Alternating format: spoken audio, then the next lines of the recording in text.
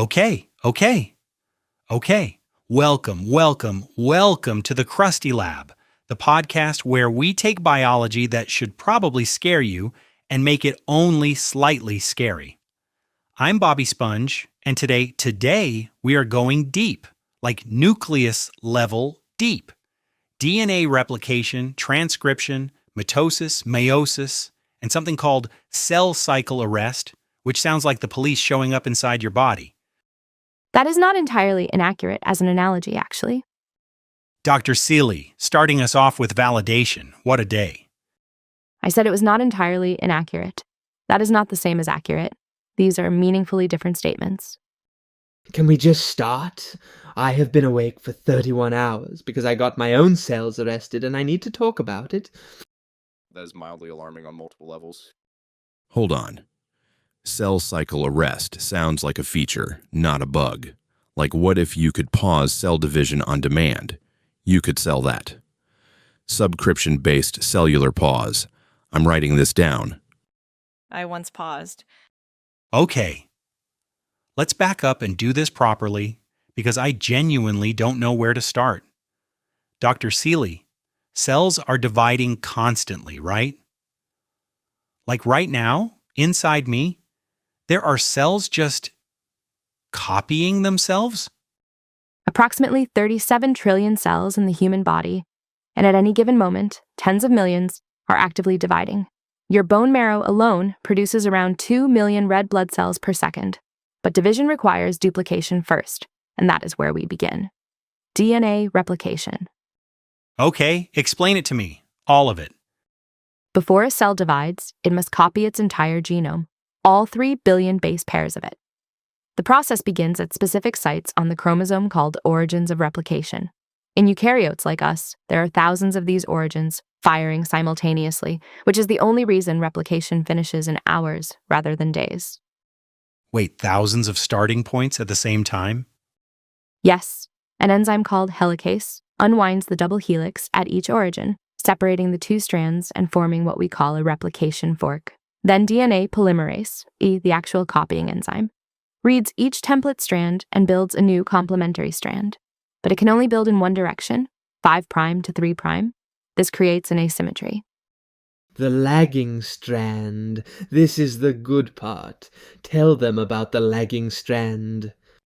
The leading strand is synthesized continuously in the direction of the fork. The lagging strand, because it runs anti-parallel, is synthesized in short, discontinuous fragments, Okazaki fragments, each starting with a short RNA primer laid down by Primus. These fragments are then joined by DNA ligase. So one side of the copy machine works smoothly and the other side is just printing in little bursts and hoping for the best? That is structurally correct, yes. The beautiful part. DNA polymerase has a proofreading function. It checks each base as it adds it. The error rate drops to roughly 1 mistake per 10 billion base pairs after correction. 10 billion! That's better than anything I've ever built. And I've built things. That is mildly reassuring and also mildly terrifying because it implies you have in fact built things. 1 mistake per 10 billion base pairs. You know what that accuracy rate would be worth in manufacturing? I'm thinking biotech QA as a service. You license the polymerase mechanism, white label the proofreading. Polycheck Pro. Seed round is open. I checked my work once. How'd it go? I was wrong. Once replication is complete, you have 2 identical copies of the genome. But replication is only half of the story of information flow in the cell. The other half is transcription. Right, transcription. That's like reading the DNA? Transcription is the process by which a segment of DNA, a gene, is copied into messenger RNA. The enzyme RNA polymerase binds to a promoter sequence upstream of the gene, unwinds the DNA locally, and synthesizes a single-stranded RNA molecule using 1 DNA strand as a template. So it's like DNA replication, but instead of making another DNA, you're making a message? Precisely. The mRNA carries the coding information out of the nucleus to the ribosomes in the cytoplasm, where it gets translated into protein. But before it leaves the nucleus, it undergoes processing. The raw transcript pre-mRNA gets a 5' cap added, a poly-A tail attached at the 3' end, and crucially, introns are removed by a massive ribonucleoprotein complex called the spliceosome. The spliceosome is genuinely insane.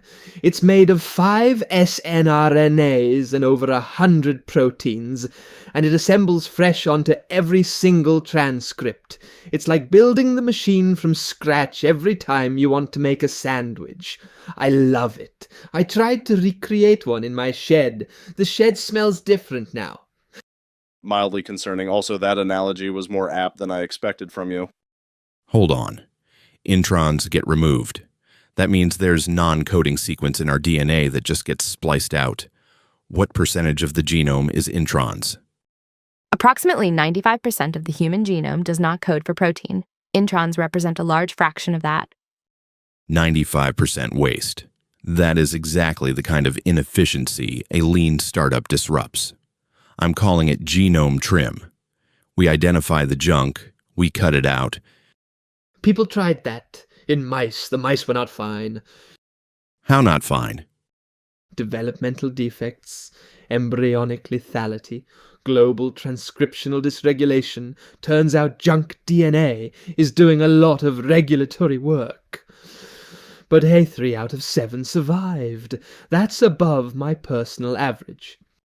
It is mildly inevitable that Kelpie would frame 43% survival as a success metric. Okay, but we've only done replication and transcription, and I feel like we haven't even gotten to the dividing part yet. Like, how does the cell actually split? That brings us to mitosis. Once replication is complete and the cell has passed its quality checkpoints, it enters mitosis, the physical process of dividing the duplicated chromosomes equally between 2 daughter cells. Mitosis has 5 stages: prophase, metaphase, anaphase, telophase, and cytokinesis, though the last is technically a separate process. 5 stages, give me the highlight reel. In prophase, the replicated chromosomes condense. Each chromosome at this point consists of 2 identical sister chromatids joined at the centromere. The nuclear envelope breaks down. In metaphase, the chromosomes align along the cell's equatorial plate, attached via their centromeres to spindle fibers made of tubulin. In anaphase, the sister chromatids are pulled apart to opposite poles by the shortening spindle fibers. In telophase, nuclear envelopes reform around each set of chromosomes. Cytokinesis then physically cleaves the cell in 2. The spindle fibers are my favorite part. Kinetochore microtubules attached to the centromere, and there's this checkpoint, the spindle assembly checkpoint, where the cell literally waits until every single chromosome is properly attached before it allows anaphase to proceed. If even one chromosome isn't attached correctly, the whole process pauses. The whole process pauses, like an actual pause?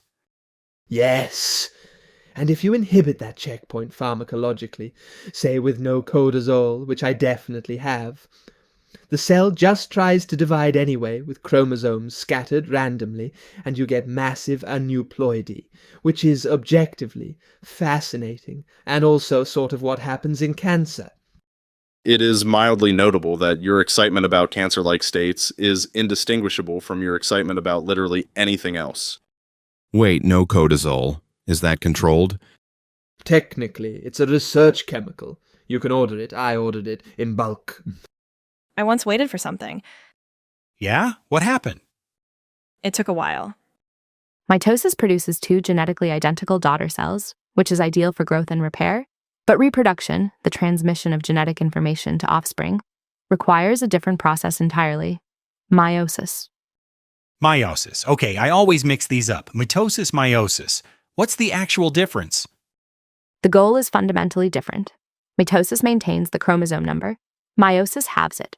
A human cell has 46 chromosomes, 23 pairs. Meiosis produces 4 daughter cells, each with only 23 chromosomes. When a sperm cell and an egg cell fuse at fertilization, the resulting zygote gets 46 again.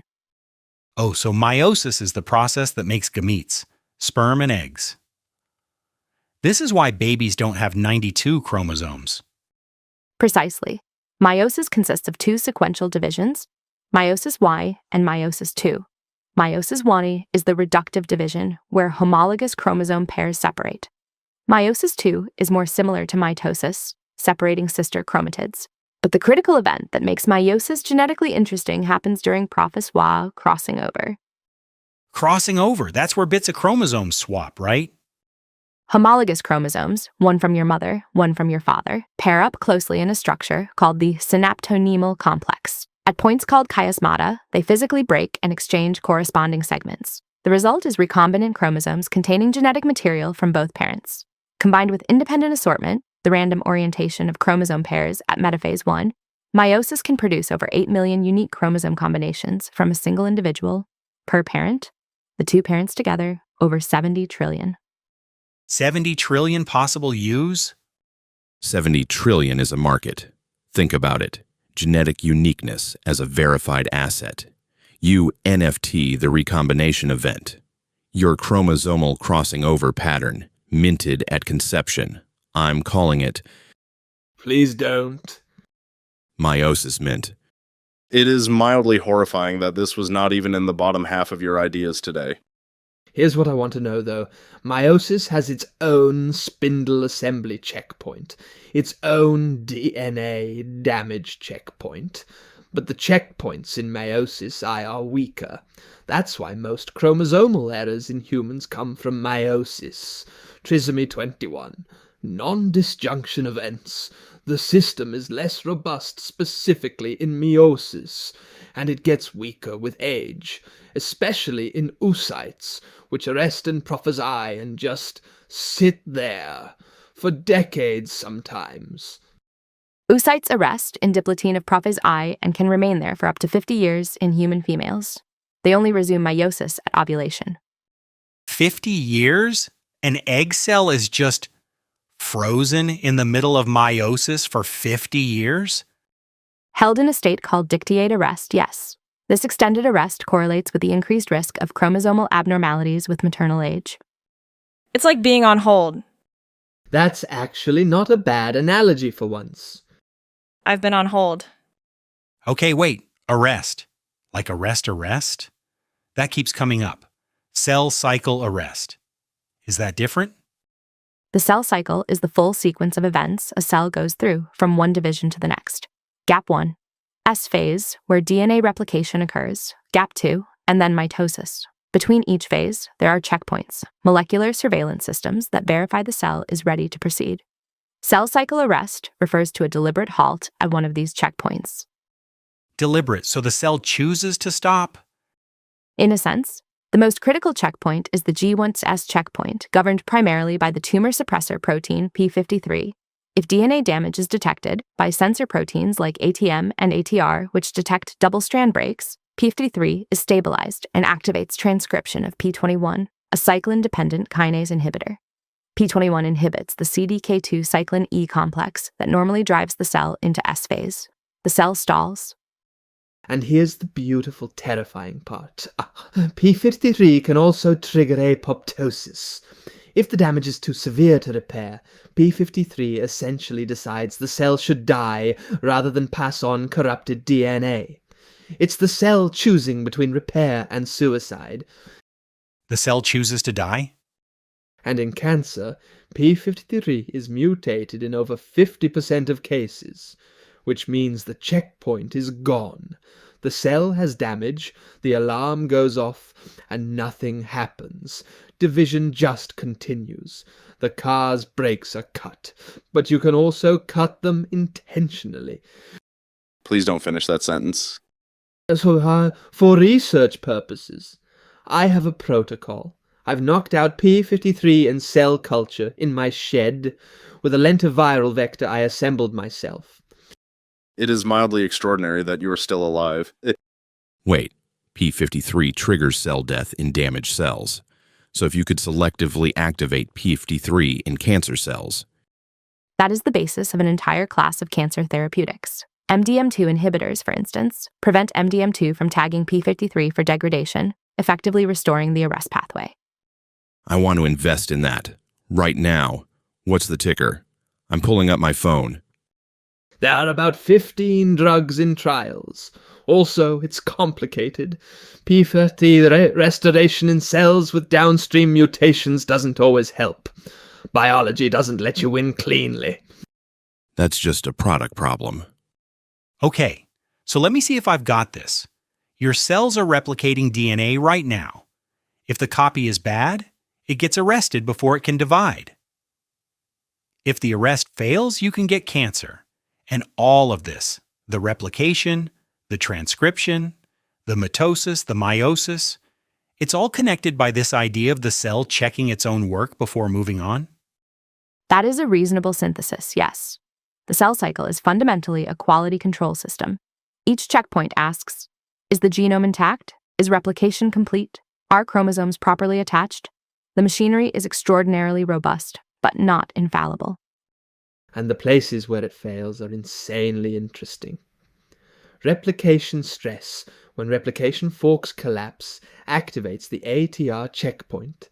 Spindle defects, the SSC, DNA double-strand breaks, ATM, and P53. Each failure mode has its own response pathway, and each pathway is a potential drug target, and each drug target is something I've tried to replicate in my shed, and 2 of those attempts produced results I'm not legally allowed to describe. Mildly, I think we should move on. Crabzilla, you've been quiet. I've been modeling. Okay. Cell cycle checkpoints are essentially compliance software. You have a process, you have audits built in, you have automated remediation, arrest, or apoptosis. This is just enterprise risk management, but inside a cell. I want to build the SaaS version. Cell Cycle Pro. Automated genomic compliance. Series A is... You cannot SaaS the mitotic spindle assembly checkpoint. I'm not saying it would be easy. I'm saying the market is every cell in every living organism. The TAM is literally all of life. It is mildly impressive that Crabzilla found a way to make all of biology sound like a pitch deck. Actually, though, CDKs, cyclin-dependent kinases, the molecular engines that drive the cell through each checkpoint. You have CDK4 to 6 driving G1, CDK2 cyclin E driving the G1 to S transition, CDK1 to cyclin B driving mitotic entry, and there are already CDK4 to 6 inhibitors, palbociclib, ribociclib, used in breast cancer treatment. The cell cycle as a drug target is real and happening. The principle being that cancer cells, which divide uncontrollably, are more dependent on CDK activity than normal cells, so pharmacologically forcing arrest can preferentially kill the tumor. So you're using cell cycle arrest, the thing the cancer broke, against the cancer? That is deeply satisfying. Molecularly, yes. The tumor lost its own brakes. Therapy reapplies brakes pharmacologically. The tumor's dependency becomes its vulnerability. And if you want to get into how meiotic errors feed into this, oocytes that spend decades in arrest accumulate oxidative DNA damage. The repair machinery ages. This is a real, measurable decline. I've been working on a protocol to... In your shed. In my shed, yes. To model oocyte aging in vitro. With some modifications to the culture media that I will not be publishing in a journal because the journal would ask questions. My grandmother waited a long time. For what? I don't know. She seemed fine, though. That's either profoundly meaningful or completely off topic. Both, probably. It is mildly the most honest thing said today. Patar, I need to ask. You've been sitting there doing the thing where you say something that sounds like nothing, but we all know by now that it's something. What's your read on all of this? DNA replication, transcription, mitosis, meiosis, cell cycle arrest?